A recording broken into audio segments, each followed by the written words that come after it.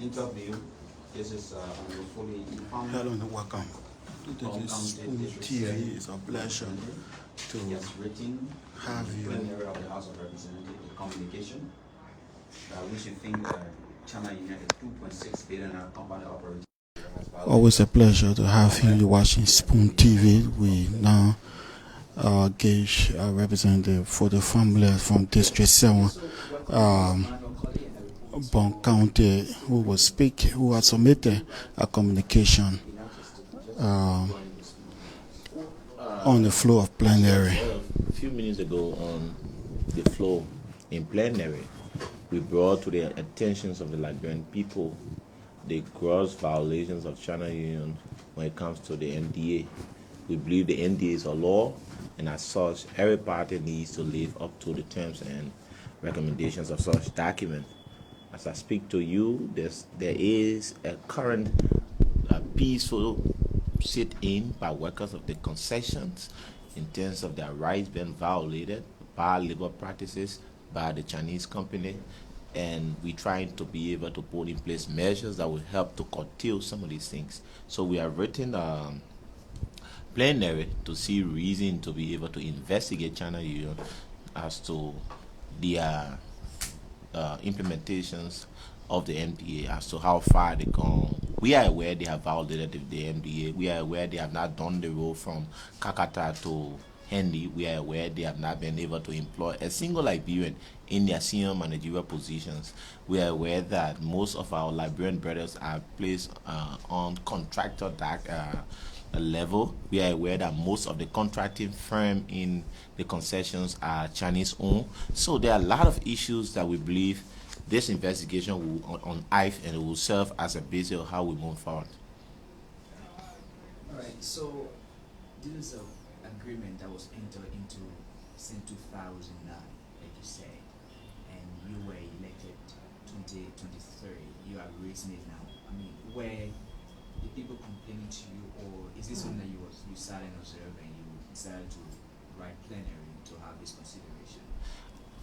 Our issues of advocating against China Union bar labor practice and their violations of the concession has that been something that I've started now. Even prior to us being elected, I've been jailed and sued by the Liberian government when it comes to the issues of advocating against bar labor practice within the concession. So it's something that we have started years back. The only difference now is that I'm sitting in the seat where you have the authority to be able to get your information to plenary, because past leaders have not been much interested in ensuring that this document can be reviewed. So within the document, it is specified that within every 5 years, the concessionaire should and the parties should be able to sit and review this document. As I speak to you, the concession is around 15 years. The last January 19 made this concession 15 years. There has not been a single day that this concession document was reviewed. So it's a gross violations of the terms of the agreement. No one is trying to monitor it. It is from that backdrop we believe we are trying to bring every aspect of it to the attention of the Liberian people, because we feel that our people's rights have been violated, the workers' rights have been violated, and our country should have benefited thousands and millions of dollars, and the company has not been able to put in place a better mechanism that our people benefit economically from their resources. I have a concern. You are the chair on good governance. And back in the days, in the 53rd and 54th legislature, you observed that lawmakers would complain of companies operating in their respective counties, and of course, bar labor practice, and they will call on the legislature to act. But unfortunately for them, there wouldn't be legislative actions taken. The president said there wouldn't be business as usual. Do you think your complaint to the legislature concerning China Union, there will be a positive outcome? You know, we have put in place our own engagement through a lot of different stages. The first stage was to individually interact with the management of the concession and raise this issue with them. We tried to talk to the management of the concession. We provided all of the specific sections within the concession contract that we believe has been violated, and the concession. They have communicated with us and asked us for 10 days to be able to provide explanation as to how they will move forward. After the 10 days, they communicated with us that they do not have the capacity to do anything. So that's a very big slap in the face of our people, knowing that you are extracting resources from our community. Then the second stage is one. The fight that we've been able to engage in, there are not been any results. We move to the stage of reaching plenary where we sit, we are actually told, and we can be able to communicate with plenary to be able to have a full investigations of the concession. So if that process is exhausted and we believe there's no results, the next aspect is to go to court for the enforcement of the law, because the concession document is a law. And if there's no actions if there's no results, believe me, there's always in there and tell the government that we have used all opportunity available to us legally. You have failed to live up to what you signed. So believe me, I think the House will act, and immediately that committee is currently going to look into the issues in the shortest possible time. We're going to come back on the floor and debate this issue and invite China Union to come before plenary and give reason why they have failed to implement this document. Let me ask you one simple question quickly. You raised issue of violation by Channel Union. Can you be more detailed as to those violations and the rights taken from the people? The first thing is that Channel Union is obligated to the community to provide 250,000 land rental fee. Channel Union is obligated to provide a scholarship to the affected community, a scholarship of not less than 200,000. They are under the obligation to support the Universal Library with at least 50,000 to the Geological Department. They are under the mandate to ensure that they provide 3.5 million social contribution to Mosurado, Margibi, Bong. And they are under the obligation to ensure that they build all of the roads within the concession area and build the road from Kakata to Hindi with AFA, meaning with Kota. So they are under the obligation to ensure that workers, within the first 5 years, 30% of the senior managerial positions, which is within the 10 senior positions, you have 30% Liberian. Within 10 years, you should have at least 70% of Liberian occupying 7 of their 10 senior positions. As I speak to you, there's not a single Liberian within the senior positions of China Union. As I speak to you, China Union have violated the aspects of the contract that has to do with contracting local firms. They have most of the work done at Chinese contracting firms, so it's a clear violations of the concession law. So as such, we think reviewing this document will lay to rest some of the issues, and we'll be able to get a genuine solution that the Liberian people, our district people, our county people will be able to benefit. We understand that there is a protest ongoing. Have you received any message as to the status of the protest? I think the workers have this morning had a stay-home protest. The workers believe their rights have been violated. The workers have not been taken care of. A few weeks ago, there was a major accident that took away one of the contractor lives, because the place is very insecure. When you see the facilities people are working within, it's a difficult situation. So the workers raise issues of PPEs, gears for such a work, but then they have not provided a single gear for the workers. So I think it is in the best interest of the company for the workers and the community to sit on the table to solve some of the things. But we think the company is not listening. They do not value our people, and we support any peaceful means to ensure that they respond to our people. This song they are singing, you are singing now is an old song, and you just coming in. What difference are you going to make?